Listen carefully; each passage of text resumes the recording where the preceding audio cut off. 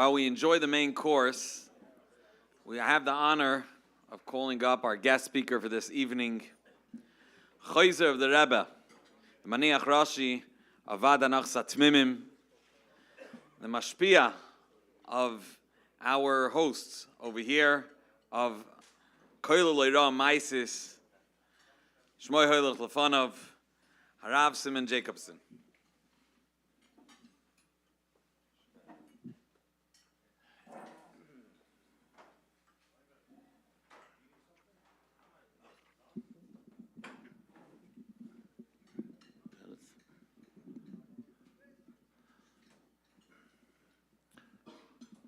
L'chaim. So first I want to acknowledge our dear friend, Rav Shlomo, from the rare combination of Gedula and Torah b'Makom Echad.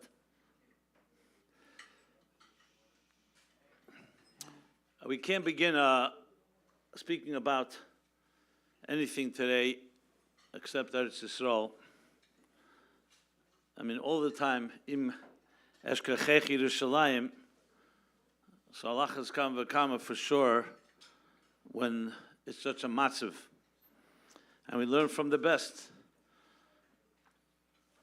And all the milchamas that were fought, Le'aleinu in the Holy Land, that was the Rebbe's primary focus. Anyone who remembers the Yom Kippur War, entire Farbrengen is completely dedicated, Yud Gimel Tishrei, Tov Lamed Daled, and then Shabbos Chalamet Sukkos, etc., etc. But since it's a Siyum Meseches Kidushin, and everything, of course, is connected, Istako Baraisa Bara Alma. We're always told that if you want to change the events in this world, you have to go into the engineering room and tinker with the wires. And where's the engineering room? That's the Istako Baraisa, the map, the blueprint of existence. And there's a Milchama there too, Milchamta Shel Torah, Yegia B'Torah. We're supposed to learn Torah not just passively, but like it's a battle, a war. So the connection jumps out immediately. The Rebbe would always emphasize, no, it's Seifon B'Tchilosim B'Seifon.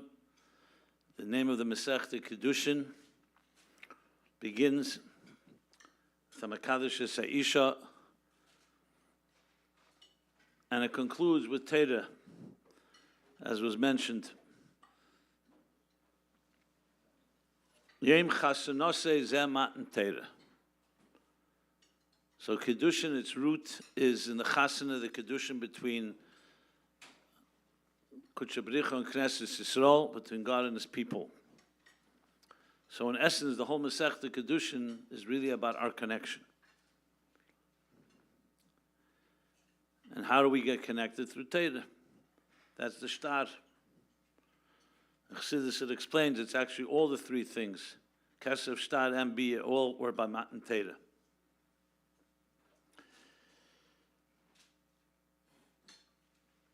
Everybody remembers where they were, as the secular world calls it, October 7th in the morning. For us, in Eretz Yisrael, it was Shmini Atzeres and Simchas Torah all in one. For Chutz La'aretz, it was Shmini Atzeres in the morning. Why do we celebrate Shmini Atzeres? Why do we celebrate Simchas Torah? It's because Yom Chasanos is a Matan Torah. And Chassidus asked the question, why not on Shavuos? That's when the Luchas Rishenis, the first tablets, were given. And we're told because there was after that the Chet HaEgel, and Shviras HaLuchas, the breaking of the tablets. But then Moshe Rabbeinu spent 80 days, 40, and another set of 40, begging for forgiveness, and then a Yom Kippur was in Sinas Luchas Shnias, Salachti Kidvarecha, and this time Nitzchi is the connection. Chet HaEgel was essentially a breach, a betrayal, a disconnect. And Achmon al-Islam, we know that what the Eibishter said, but Moshe Rabbeinu's Avos Yisrael prevailed and came Yom Kippur. But Yom Kippur is a very solemn, holy day. So when do we dance? On this Simcha of the Chasana of Yom Kippur? Simchas Torah, Shmini Atzeres and Simchas Torah. That's why it's a Simcha Bli Gvul. So we know that our enemies always have Mazlaya Chazi, subconsciously, they have a sense of our strengths, but they usually distort it. Story of Purim, Haman thought, when he threw the lots, and it came out in Adar, he was B'Simcha, because that was the month, Zayin Adar, when Moshe Rabbeinu was nostalgic. Little did he know, it was also the day that Moshe Rabbeinu was born. Hamas, Yimach Shemom v'Zichram, also chose a day that they thought was a vulnerable day for Eden. Just like 50 years earlier, Yom Kippur, the war of Yom Kippur, Simchas Torah, Shmini Atzeres, the Jews will be caught off guard. And indeed, in some ways, Achmon al-Islam, that was true. However, what they did not know is that Simchas Torah is actually the celebration of the indestructibility and the invincibility of Eden. And so precisely the Shviras Haluchas, which to us would all seem to be a negative thing. We fast on Shivasa B'Tammuz because the Luchas were broken. And yet, Rashi brings at the end of Chumash that Le'enei Kol Yisrael, what was the greatest thing that Moshe Rabbeinu did? Le'enei Kol Yisrael, Shviras Haluchas, the Eibishter said, Yesher Keicha Shivarta. Who in the world would think, what kind of Yesher Keiach on breaking something? Because the breaking brings out even a deeper love, because after Shtar Sheyotza Love Irur, once there's a challenge and it's upheld, you no longer can ever destroy it. So Simchas Torah is the celebration of the indestructibility, the nitzchias of Am Yisrael. This I am sure Hamas did not know. So though sometimes things come through challenges and setbacks, and Achmon al-Islam here, nefoshes mamish, in the most horrendous way, and I don't need to repeat what everybody knows what happened that day. Kadeshim 1400. But the big secret that the world does not know is that which is broken for us becomes the source of our eternity. And that's what will prevail. So I don't know if you know that you Mechavim with Meseches Kidushin, that the ultimate Kidushin between Hashem and the Eden, Yom Kippur, and then we celebrate it on Simchas Torah. Yes, this year Simchas Torah was different than every other, but what the end story will be the celebration of the Nitzchis of Eden in ways that are unprecedented. L'fum tzara agra, kashayana esam ken yivre v'chen yifretz. Or as some people put it, that the Jewish people are like a tea bag. You don't know how strong they are until you put them into hot water. That's not a chazal, but it's the Teichen Hadvarim.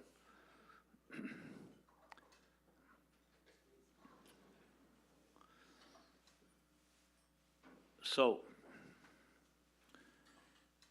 what does that translate in simple terms? Exactly as Rab Shlomo said, and I'm sure the speakers before said, the Milchamas are fought on many fronts.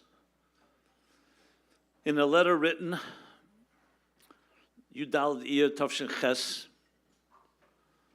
you all know what happened then. It was the first war in Eretz Yisrael, the Independence War. There's a letter of Friedrich Rebbe writes about the Milchama, and he says, a Milchama by Eden is B'Geshem u'Beruach. We have to participate B'Geshem u'Beruach. Some people are surprised that he writes B'Geshem, but that's what he writes. And it's an equal battle. Every war we fought, when they fought Amalek, so Yeshua led the battle, and Moshe had his hands up, being mispalel to Hashem. When Yeyev, the commander-in-chief of David HaMelech's armies, went to war, David HaMelech was learning Torah and being mispalel. It always goes hand in hand. My shver, Olav HaShalom, Rav Heske Gansberg, was in New York in 1948. He was living in Tel Aviv, his family, but then he and a few of his chaverim came to America to be by the Rebbe in 1948, Tafshin Ches. As my shver likes to remind people always that he was a Palestinian, because he lived in Palestine, what they called. Whether there's such an existing entity is another pasha, let's not go there. The war broke out, so his father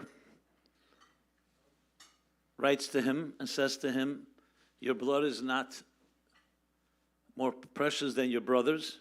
He had two brothers. One was called Label, another called Ichke Gansberg, or Ginsburg. Label was Ginsburg. And they went to the war, as many Chabad Chassidim did. And his father was telling him, you need to come back and join as well. Sakana Pekuach Nefesh, we need even to be Bashitzen, to be Megan on our brothers and sisters in Eretz. But of course, ask the Rebbe. So he asked the Frierdiker Rebbe what to do. He was a bocher. He had come with Motel Dubinsky and Goldschmidt. There were two bochers, his chaverim. He asked the Frierdiker Rebbe. Here's the Frierdiker Rebbe's answer. I think it was Balpeh. I don't know if it was Biksav. Frierdiker Rebbe responded, who is an arik? Who is a deserter in time of war? Not someone that doesn't fight, but someone that leaves his position. For example, if your job is to work in communications or in the administrative department or in intelligence, then if you leave that position because you say, I want to go fight, that creates chaos. Everyone has their position. That's the whole point of a sergeant's a sergeant, a corporal's a corporal. Everyone has their role to play, and you have to keep that. The discipline is critical, because it's a time of sakana, danger. He said, your job in this war, Hashgacha Pratis, is you're here in New York, your job is to learn Torah. So if you leave that, you're being a deserter. So obviously he stayed. But of course the Tanai is learning Torah just like a soldier. Not learning Torah, like I heard from someone about the Yom Kippur War. It's a sharp line, but the Rebbe told a bocher who had come for Tishrei in Tov Shalom Adalad. And the Rebbe said to him, he went to Yechidus after Tishrei. And the Rebbe said to him, so you're going back? He said, no, he's staying to learn Torah here. And you know the Rebbe told him, he said to him, what time do you wake up every morning? The bocher didn't need to answer, it was quite obvious. He wasn't waking up 5 o'clock in the morning, Hashkim B'Harav. He was waking up 11 o'clock. I was a bocher then, I know who was. That's not Mechamta Shetera. That's horrible. If that's the case, you might as well go to Eretz Yisrael and go on the front line and wake up 4 o'clock or 5 o'clock in the morning and put 300 pounds on your back and climb a wet mountain or whatever it is. Yigiyah. And I say that to all of us here. I know you made an appeal for learning Torah. I'll make the appeal a lot stronger. Idna right now in a matzav of sakonis nefashos, Chmona Litzlan. We will prevail. But nefashos have fallen. Let's not forget that. And if anybody here feels they're outside of it because we're in America or somewhere else in the world, that is absolute betrayal. We're all in it together. If you're a person that has to fight physically, that's your tafkid, that's your tafkid. But that doesn't absolve anybody from not having the exact same passion and commitment. So limud Torah is a mitzvah all the time. And Yutaka said for children and so on. I'm saying that on even a bigger scale, it's a mulchama. And if we don't fight with that passion, don't say that you are part of it. And if you're not part of the solution, you're part of the problem. I'm not saying it to give musa, I'm saying it to myself as well. So it's a time of mulchama right now. Mulchamta shel Torah is also critical mulchama. So whatever you were doing yesterday or the day before, this is a time to mobilize yourself and draft yourself in the army of Sivus Hashem, Mechemes Beis David, whether it's in Limadat Torah or it's Nafotza Samei on Schutza, talking about the Rebbe Rashab, Chof Cheshvan, Hayetzel Mechemes Beis David, this classic Sikh, it's a Melchama. He recruited the Bachim of Temchet Mim and established a whole spiritual military facility called the yeshiva, like he writes in Kuntres Eitz HaChaim, the Rebbe Rashab, not because there was needed another yeshiva. There were many good yeshivas. He needed soldiers to fight the war, like he says, Charfu ikvus Meshichecha, Charfu Hashem Elokecha, Charfu ikvus Meshichecha. Often in Nevuah, he spoke about the wars that are to come. Some of them are spiritual wars, and sometimes they're also physical wars. But they go hand in hand. Even psychologically, everyone knows. No military can win a battle if you don't have morale, if you don't have spirit. You can have all the ammunition, the greatest armies, but if the people fighting don't have a neshama, and they know why, and clear, moral clarity, it's like the Alter Rebbe says in Tanya Perek Chavav, and he gives the mashal also of a Melchama. Yetzatevi, Yetzahara, Nefesh L'kis, Nefesh Habamis, Leich Mim Zeh, Zeh. What happens if someone is depressed, atzvus, has low morale, doesn't have confidence? He can be more powerful. The psychological war will weaken him. So we have a tremendous critical role to play. And I mentioned before, the Kidushin, Matan Torah, Yom Chasanose Matan Torah.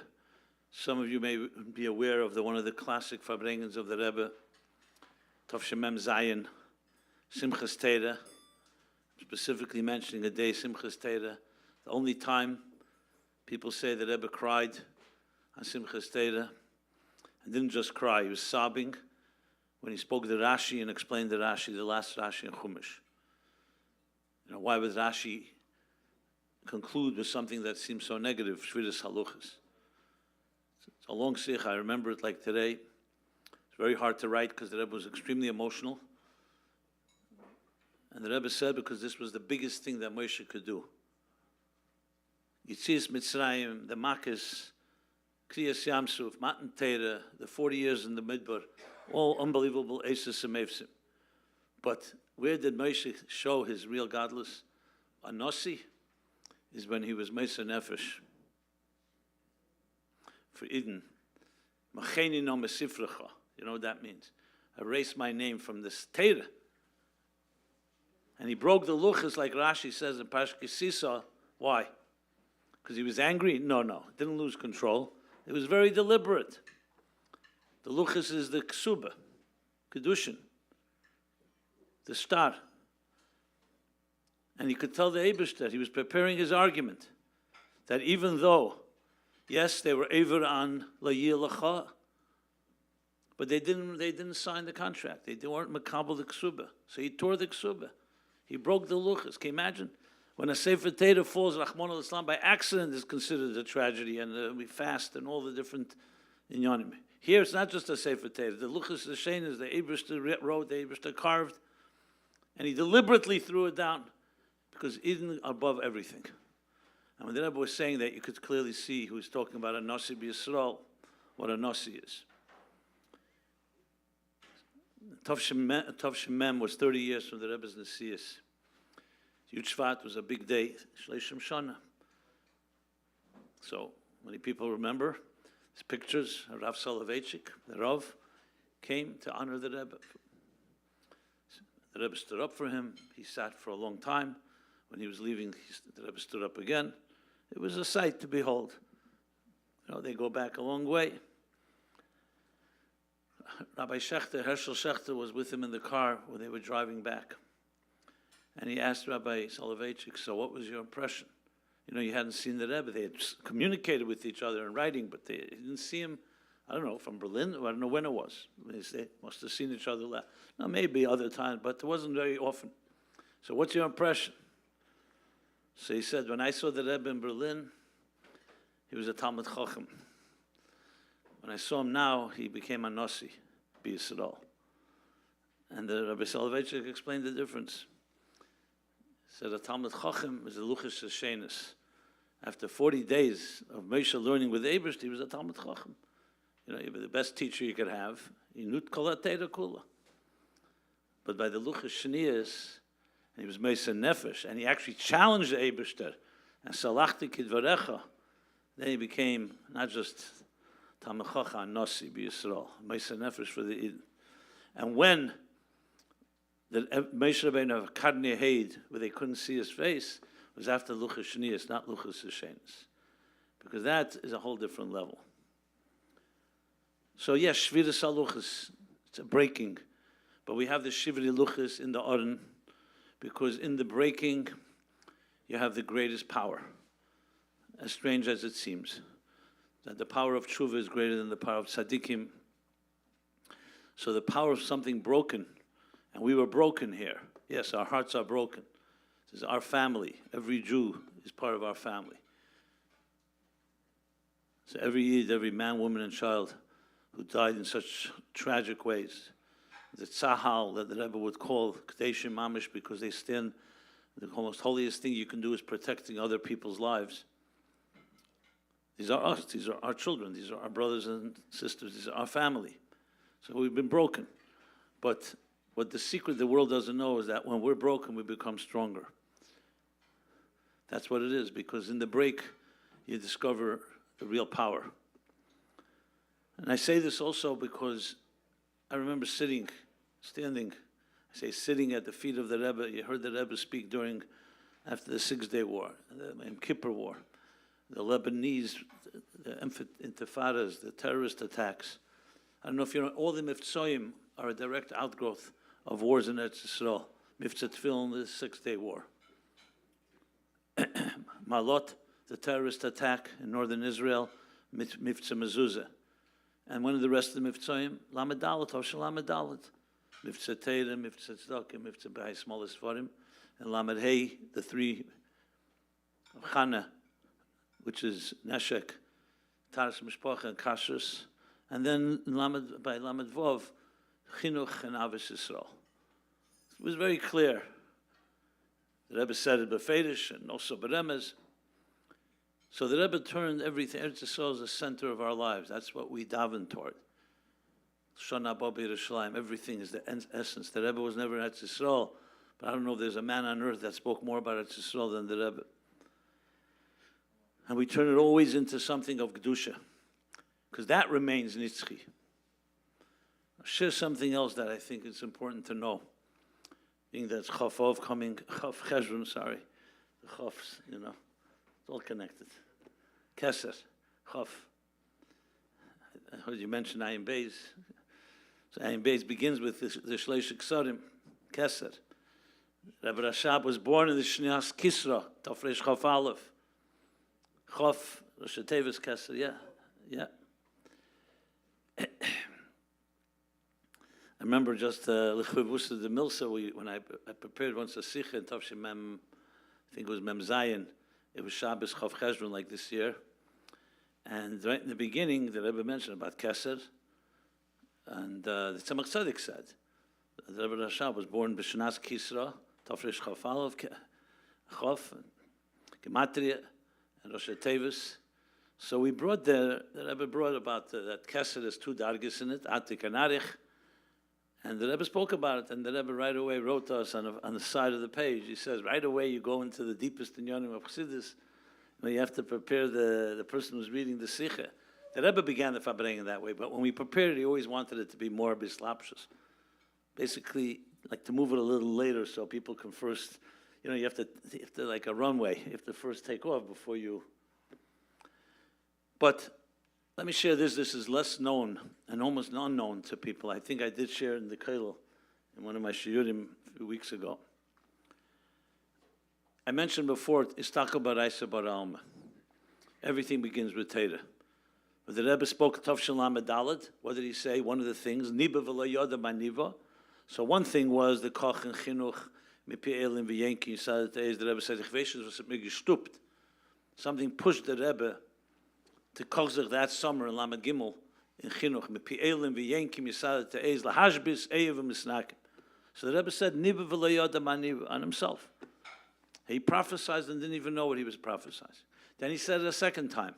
that in Vov Tishri Farbrengen, Lamadalad, Tavshin Lamadalad, the Rebbe made a Siyum. And a Masechta that usually you don't make Siyum, the Rebbe definitely did, Masechta Chala. And the Rebbe says, now I understand why. Because the end there talks about Alexandria, which is in Egypt, and Damascus, which is in Syria. And that's what needs to happen now. The Rebbe's whole koch that they should enter into Damascus, into Cairo, just to show the enemy. So everything begins with Torah. Sometimes we see it begole, sometimes we don't. In Rosh Hashanah we say, Al Medina's Omer, that the destiny of nations is determined in Rosh Hashanah. And the Alter Rebbe, we all know the story, Milchama between the French and the Russian, and the Alter Rebbe wanted Alexander of Russia to win, and he woke up early and blew shofar, because the Rabbeim know, and those that know that through Torah and through mitzvahs, we can determine the destiny of battles and wars fought on earth. So always know, expression on Rosh Hashanah that Tzemach Tzedek said that Rabbeim machen Paryatkes in Peterburg. They firn meisim, People said when the Rebbe would prepare the shofars before he blew, no one knew exactly. It was also part of making the Paryatkes. Now I know we have many questions, so why doesn't it always work out exactly as we like? Listen, we don't know the mysteries, but here's what I want to share with you. After 9/11, there was a big shock. America suddenly realized what the Middle East is really like right on their doorstep here in New York. I remember I was coming to my office 9 o'clock in the morning. 9/11 was Tuesday morning of Slichas. It's the third day of Slichas. And as I come 9 o'clock, someone said to me, an Israeli bacher said, something happened. So I went right up to the roof. My office is in 788 Eastern Parkway.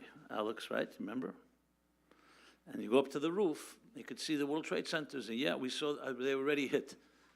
They were both smoking. Okay. The whole thing was like, no one knew what was happening. It was such chaos. They didn't know what's going to happen next. So I remember right away I called my father. It was very hard. All the cell phones were all clogged because everybody was using them. I knew my father always seemed to know the news before it happened. And I finally get through to him. I said, you know what's happening? He didn't know about it yet. But right away he said, Arab terrorists, Muslim terrorists, whatever he said. I said, how do you know? He said, no, what's the shayla? 2 planes into a building, in buildings. Anyway, then they all kicked us off the roof because it was so chaotic. No one knew what's happening. There could be Rahman al-Islam, it was just a total chaos in New York, Washington, everywhere. It was a complete, and I remember I went downstairs. We all got into one office. There was a monitor, watching what's happening. Because everybody don't know. I remember, I don't know why, but I opened up a Chumash, and it opened up the Parsha Lech Lecha, last week's Parsha, and the Posuk, Per Adam, Yodi Bakel V'Yad Kol Bei. Per Adam, who else does such a thing? Are you all right there? Huh? Per Adam. Not saying that justifies it or explains it, but something crazy people. But it's worse than crazy because it caused damages, it caused destruction. But then I felt the need to go research in Torah. What's the story with this Yishmael? We know it's not Yishmael today, is not necessarily exactly Yishmael, but it's definitely connected. So I started studying the Maimorim, and I started finding things I never believed existed. That the Rabbeim do talk about it, but they talk it very beremes. There's Maimorim from the Alter Rebbe, and from the Mittler Rebbe, and from all the Rabbeim that talk about the last Golus will be Golus Edom, that everybody knows, but also Golus Yishmael. And then I started looking what the dates of these Maimorim are. And I found their mamish correspond to events happening in the Middle East. Tofrei Samaches, the Barashab, Bal Yemeledes of Chof Cheshvan, the Maimer Pesach Maimorim, Kel Deidi. Tofrei Samaches is 1908.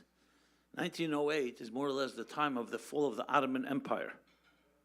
That's when the British took over and they created all the partitions and everything that created Nutzaris. Okay, fine. You could say coincidence. Obviously, it's not. We know that Rabbeim said, "Maimorim to mezachich the avir." So challenges in this world. Then I look the next Maimer, Tovshin Tes. Also Pesach Maimorim from the Frierdiker Rebbe. And talks about that the last Golus will be Golus Yishmol and Golus Edom. And talks what it is in Aveda, Netzach and Heid. Look it up. You know, Kola Esek B'Teira Se'ela, Kilu Hikriv. When you're Esek in the Teira of what's going on, we can make a change. And then I found that when the first war in Lebanon was when Mem Aleph Mem Beis, 82 is Mem Beis, and the Rebbe spoke about that in the same Nekudah from the Maimorim of Samach Ches and Tovshin Tes. So it's not, you know, at this point it's very clear. But the Rabbeim never said that they're speaking because of that. Then I found this settle, which I have to share with you. I mean, I've shared it in the past, so maybe you know about it. I don't know how it got to me. Someone sent me a Ksaviyat of the Rebbe. Based on the handwriting, it looks like Tovshin Mem, 1980. Rabbi Zev Greenglass from Montreal writes to the Rebbe like this. That he's learning a Maimer Matzuzu, Tofreish Lamed Ches, from the Rebbe Marash, father of the Rebbe Rashab. And he writes like this, the Rebbe Marash. He writes that Avram was mispalel, Lu Yichya Yishmol Lefonov. You know, he wanted Yishmol. Yishmol was his son. So he wanted him to inherit. He wanted him to be, I mean, the Eibishter benched him and so on, but Yitzchok was Lizaracha. But he said, Lu Yichya Yishmol Lefonov. And the Rebbe Marash adds, Av sheyoda Avram, ma sheyasi Yishmol ba'achris hayomim, he still was mispal. That's what the Rebbe Marash writes. Even though Avram knew what would happen ba'achris hayom, Yishmol would do ba'achris hayomim, he still was mispal for him. So Rabbi Greenglass is writing to the Rebbe, what's he referring to? What will Yishmol do ba'achris hayom? And Rabbi Greenglass writes to the Rebbe, maybe ulai kavonis to zeir seif parsha ve'era. And the Rebbe writes b'ksaviyat kodshe, ve'rei gam zeir parsha bolok, upiyot Yisrael Nesha, which is the piyot we say the second day of Slichus, September 10th. What does it say there? Kilo, Seir, ve'chamose. What does Kilo, Seir, ve'chamose mean? That Seir is Edom, Esav. He should be eradicated together with his Shver, Yishmol, because one of his wives of Esav was Yishmol. And then the Rebbe adds V'oid. Now we always know when the Rebbe added V'oid, it meant that there's a lot about this. You don't write V'oid unless there's... And I suddenly realized there's a whole subtext, there's a whole undercurrent in Torah, especially in Midrashim and so on, and Chassidus, that talk about Achris HaYomim, a war with Yishmol. So look Zeir Pasha Ve'era, and I can guarantee you, you'll be blown away. This is a Zeir. We're talking about almost 2,000 years ago. The Zeir says in Seif Pasha Ve'era like this, that the Sar of Yishmol will come to the Eibishter and say, Rabbeinu Shalel, Yishmol is also a son of Avram. And he's also Nimel. He was also circumcised. So you have to give him schar.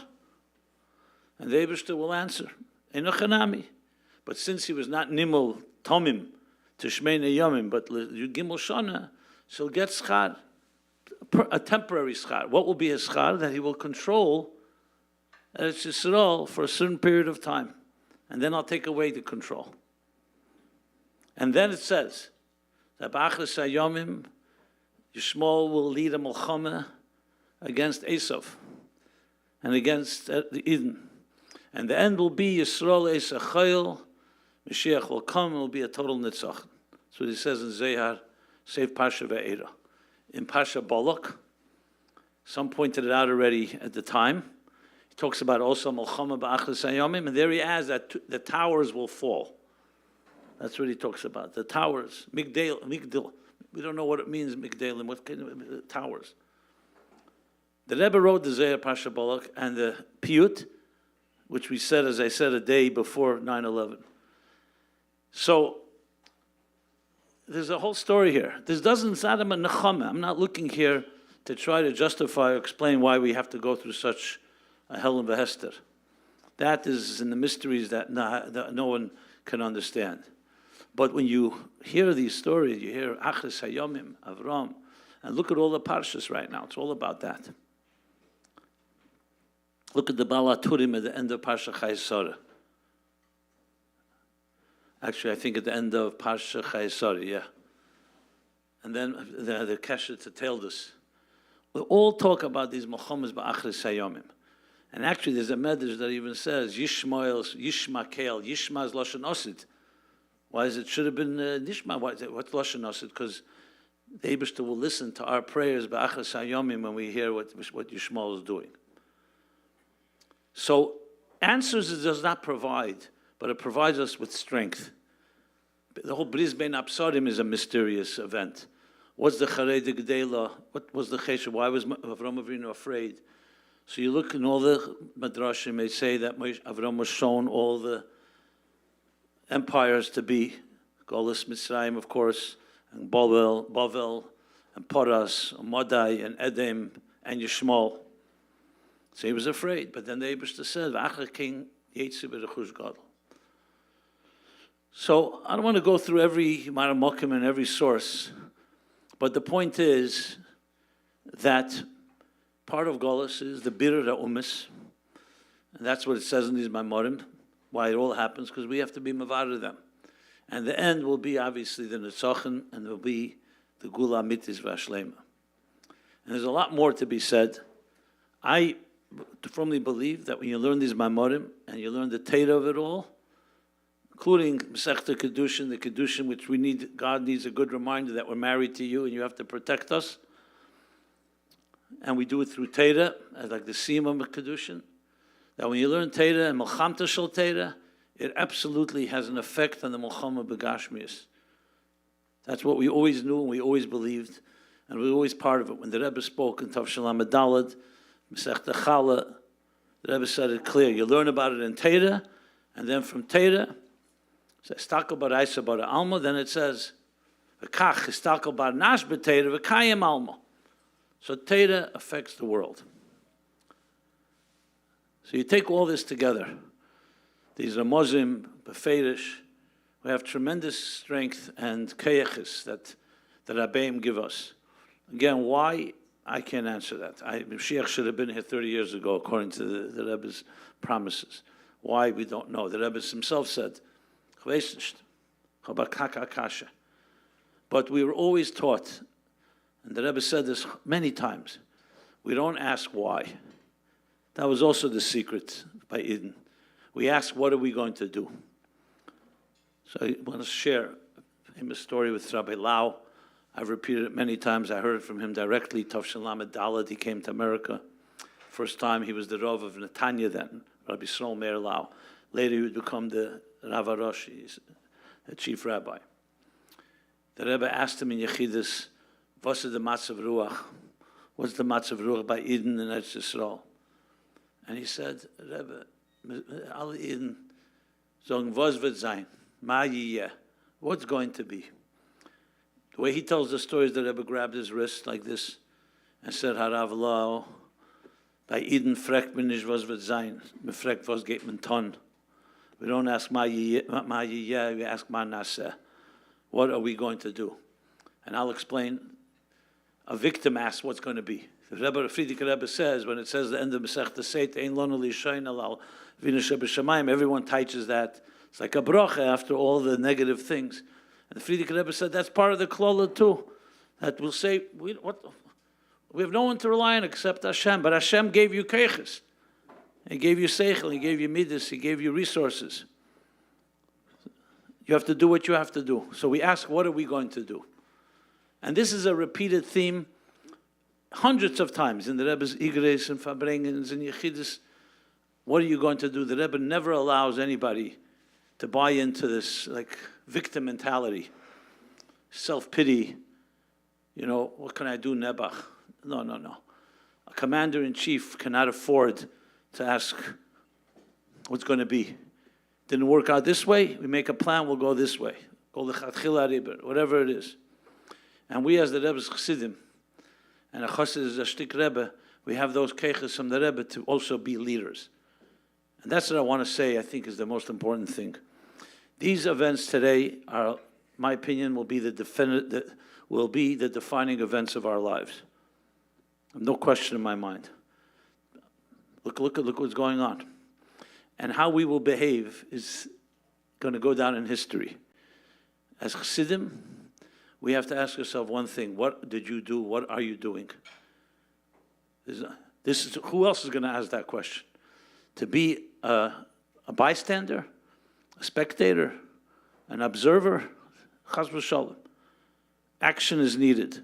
The Rebbe showed us how, obviously through limud Torah, mulchamta shel Torah, through mitzvahs, specific mitzvahs, tefillin, mezuzah, obviously tzedakah, achdus Yisrael, avos Yisrael, chinuch, especially of tenekah shel beis Rab, young children, limud Torah. And not only for ourselves, we have to create a revolution. And I think it's critical to know as well, when you see demonic, crazy, violent passion coming mamish from Sitra Achra in the worst possible way. So yes, we get shocked and overwhelmed. But you know, as an id, our response is not just don't kill us, or we'll kill you before you kill us. Our response is that our passion for Göttlichkeit and for goodness and for mitzvahs and for our kavanah has to be stronger than their passion with hatred. Can we match that? Not so easy, because they're crazy. And I say crazy, I don't mean that they belong in an insane asylum. They have to be killed. But I'm saying their passion, their murderous passion to kill a Jew is Rahman al-Islam. So our passion to save a Jew and to reach out to every Jew has to be as strong as theirs and stronger. That's the only answer. That's why many believe, even though the Rebbe never said it beferish, that the Rebbe is like Mesiras Nefesh to find every Jew on earth and spend resources to find one Yiddish Vezvu in Vietnam or in Cambodia and bring him a matzah or a Hanukkah licht or whatever. It was like there was no such thing as, let's make a calculation, because after what the Nazis, Yimach Shemam, did, they would look out for a Jew with stethoscopes. They would look for Jews hiding in walls. That's how obsessed they were. Just exactly what we saw now. That we have to look for Jews with avos Yisrael with more passion than they look with their hatred. So we have a challenge, because that means you've got to really become a passionate Jew. Now, Rahman al-Islam, why does it need a tragedy to wake us up like this? I can't answer that question. There's the mysteries.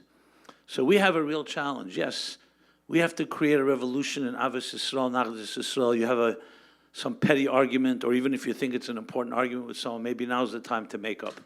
And not stand on principle that if he calls me, then I'll make up. We have to go out of our way.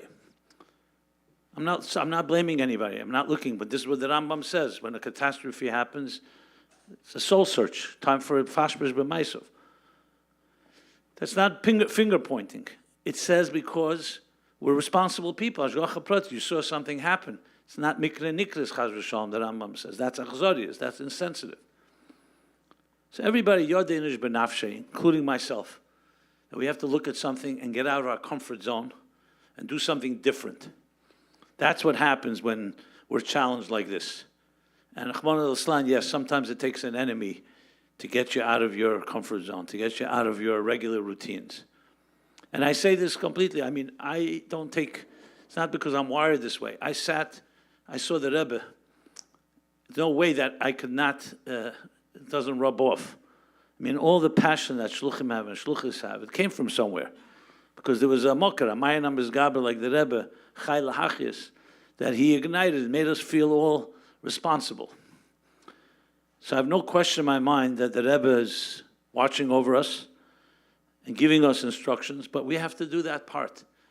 For whatever reason, you need your etzbektana. something we must do, everyone in their own way. And I could tell you, you talk about our children are watching more than ever. They know when parents are afraid. They know when we retreat. And they know also when we show courage. We have to be prudent. Not saying we'd be reckless, but we have to show now that we are not, on the contrary, more prouder than ever to be Jewish, stronger than ever. Yes, we have enemies. We'll deal with them. It's better to see the enemy than not to see the enemy. Yisbaru v'yislabna advarim. And we will prevail, as we always have. If you're a betting man, and this I say to the business people who are looking at the numbers, we've been here for 3,800 years since Avram. No one else made it. I would bet on the Jewish people. So l'chaim, we should march together with the Rebbe, together with all the Chassidim, together with all the Eden. Lo yonim v'lo yishin Shem Yisrael. The Eibusha should protect the Eden, especially in the Eretz Asher Einei Hashem Elokecha Bo Mereshis Hashana V'ad Achri Shana. Protect Eden everywhere, and we should do our job, both in the Milchama B'Geshem and Beruach, and the Dan Notzach and Am Yisrael Chaim L'Chaim.